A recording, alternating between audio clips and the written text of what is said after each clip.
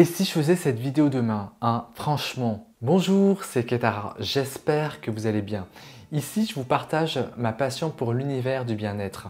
C'est la méditation, le yoga et la psychologie positive. Et tout ça se passe ici et maintenant avec une bonne dose d'humour. Alors ça fait très longtemps, c'est vrai que je n'ai pas fait de vidéo. Ça fait peut-être depuis le début de l'année. Alors je vous explique pourquoi. Parce que j'ai une nouvelle activité professionnelle. Le travail, c'est la santé. Qui me demande bien sûr de prioriser dessus. Alors maintenant, je suis là, I am back. J'ai envie de vous parler dans cette vidéo d'un sujet qui concerne absolument tout le monde. Et ce sujet, c'est la procrastination.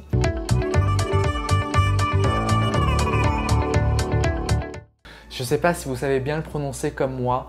Procrastination. Alors la procrastination, c'est, selon Wikipédia, le fait de remettre systématiquement tout au lendemain.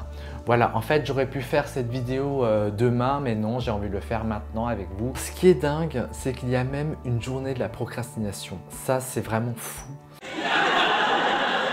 Mais le 25 mars, c'est la journée de la procrastination. Alors j'espère que ça ne va pas tomber un jour de la semaine. Si ça tombe un jour de la semaine, prenez un RTT si vous comptez ne rien faire. Et vraiment de bien procrastiner à bien comme il faut. En attendant, moi je vais vous donner 5 méthodes pour vaincre la procrastination. Méthode numéro 1, faire une to-do list. Alors faire une to-do list, déjà ça vous permet d'écrire ce que vous avez dans la tête. Ça vous permet de vous soulager l'esprit. D'ailleurs j'ai fait une vidéo à ce propos qui s'appelle « Comment arrêter de trop penser » qui est juste là. Lorsque vous faites votre to-do list, ne soyez pas trop général et trop vague dans la description de votre tâche. Parce que lorsque vous allez relire votre to-do list et votre tâche, vous allez vous dire « mais qu'est-ce que j'ai voulu dire par là ?» Vous n'allez pas comprendre et du coup, vous allez remettre au lendemain votre tâche. Donc, c'est pas ça que vous voulez faire. Ce que vous allez faire, c'est que lorsque vous écrivez votre to-do list et votre tâche, vous allez l'écrire de manière très détaillée. Comme ça, lorsque vous revenez dessus, vous savez exactement ce qu'il faut faire et vous allez vous atteler à la tâche d'une manière beaucoup plus efficace et ce sera nettement mieux parce que vous saurez exactement ce qu'il faut faire. Et ce qui est bien, c'est que dans votre to-do list, vous pouvez hiérarchiser vos tâches. C'est-à-dire que vous pouvez commencer à faire la tâche la plus simple ou celle que vous préférez et bien sûr terminer par la tâche la plus difficile ou celle qui vous fait vraiment chier. Voilà. Méthode numéro 2, découpez votre objectif en étapes. Alors, lorsque on a un objectif aussi gros que moi, lorsqu'on a un objectif immense, costaud, on se dit bon bah non finalement je vais tout remettre le lendemain. Non, c'est pas ça qu'on a envie de faire. Aujourd'hui, je vous dis que il faut découper votre objectif, il faut le saucissonner. Lorsque vous découpez votre tâche, lorsque vous regardez la première tâche du découpage, vous vous dites « Oh, ok, bon, je peux le faire, elle est simple, donc ça paraît tout de suite surmontable. » Et du coup, vous le faites d'une manière beaucoup plus efficace et beaucoup plus rapidement. Comme ça, vous allez vous attaquer à la deuxième tâche de manière beaucoup plus efficace aussi. On ne déplace pas une montagne en une seule fois. On commence d'abord par enlever les petits cailloux. Méthode numéro 3, planifier des délais à des moments opportuns. Si l'on ne se fixe aucun délai, il est clair qu'on ne fera rien et on peut aller tout de suite se recoucher. En revanche, si on se fixe des délais, il y a beaucoup plus de chances pour que la tâche soit effectuée. Je vais vous donner un exemple concret. Par exemple, si moi je rentre le soir, si je n'ai pas de dîner ou de pot avec des potes par exemple, eh bien je peux me fixer pendant 30 minutes l'écriture d'un bout de mon script pour ma prochaine vidéo. Je me dis que si je me fixe comme ça pendant plusieurs soirs l'écriture d'un bout du script de ma vidéo, eh ben, il est clair que je ferai ma vidéo beaucoup plus rapidement. Voilà, pour vous, vous pouvez faire la même chose pour d'autres actions ou pour d'autres sujets. Et si je me fixe ce délai d'écriture avec...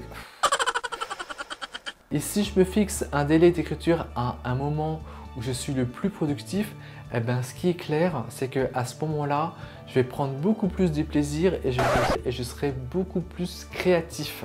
Quatrième méthode, se récompenser. Alors lorsqu'on finit une tâche, on est content. N'est-ce pas Madame Fichu?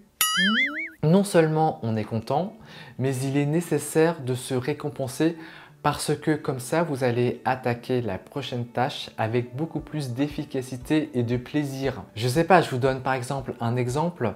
Lorsque vous avez fini votre tâche, vous pouvez vous coller devant la télévision, par exemple, ou devant votre ordinateur et vous prendre une pause thé ou une pause chocolat et vous pouvez regarder votre série favorite devant votre plateforme favorite. Plus important dans tout ça, c'est de se féliciter et de voir que vous avez progressé dans votre objectif. Cinquième méthode, couper le Wi-Fi. C'est un moyen efficace pour couper toute distraction. Vous ne serez plus obligé, parce que je dis obligé parce que parfois c'est comme ça, de regarder vos notifications, vos emails ou encore votre dernière série favorite.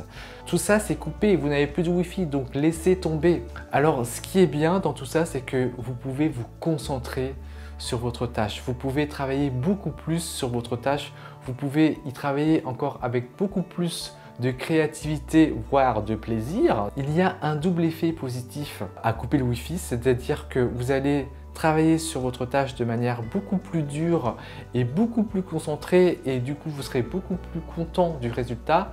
Et aussi c'est une manière de faire de la déconnexion digitale. Et pour votre santé mentale, c'est vraiment génial parce que vous allez beaucoup mieux dormir. Comme moi là cette nuit, j'ai énormément dormi. Et voilà, donc vous serez beaucoup plus efficace en coupant le Wi-Fi. Alors si vous appliquez bien ces 5 méthodes, vous serez récompensé. J'espère que vous avez bien aimé cette vidéo et je vous dis à très vite. Bisous bisous. Oh, Jaja.